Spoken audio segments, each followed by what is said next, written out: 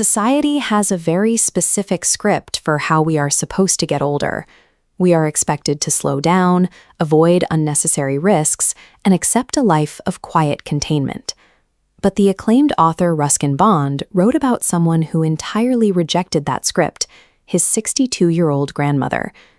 Bond described his grandmother as a genius. He gave her that title for a specific reason. She could scale practically any tree, spreading or high, in a matter of seconds. This was a lifelong habit. She had learned to climb from her brother when she was just 6 years old, and she always maintained she was happier up in a canopy than she could ever be riding in an elevator. As she aged, her family grew anxious. They worried she would take a terrible fall, and they repeatedly pleaded with her to stop climbing and stay on the ground. They told her she needed to grow old gracefully. Her response was uncompromising.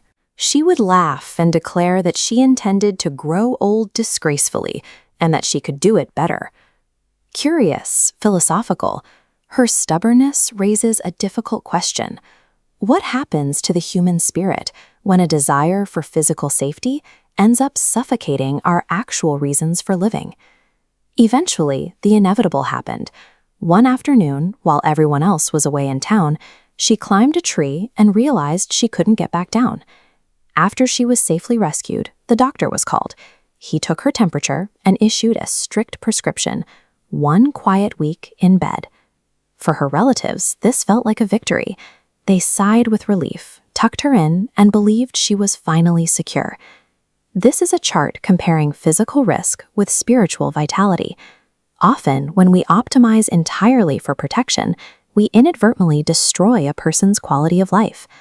By confining her to a bedroom, the doctor's orders placed her precisely here, at the lowest possible vitality. This is the opposite of her life up in the branches. What the family views as a dangerous liability is actually her primary source of energy. We frequently make this mistake.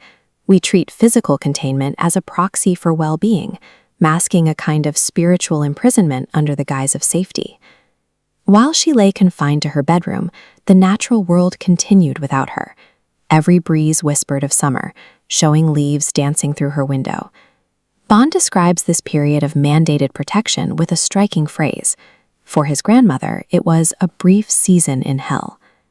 She endured it only until she regained her strength. The moment she felt capable, she sat right up in bed and declared she would not lie there a single day longer. She called for her son and issued an ultimatum. She didn't ask for a walk in the garden. She demanded a house built directly into the treetop. Her demand highlights a simple truth about the human spirit. For her, recovery wasn't about rest. It was about returning to the environment where she felt most alive. The poet's father, the dutiful son, knew exactly what his obligations were. With his son's help, he immediately started work, constructing a sturdy treehouse complete with windows and a door. This structure serves as a practical compromise. It provides the family with the physical safety they require without stripping away the grandmother's autonomy. In this elevated mountain town, the grandmother was able to claim her throne.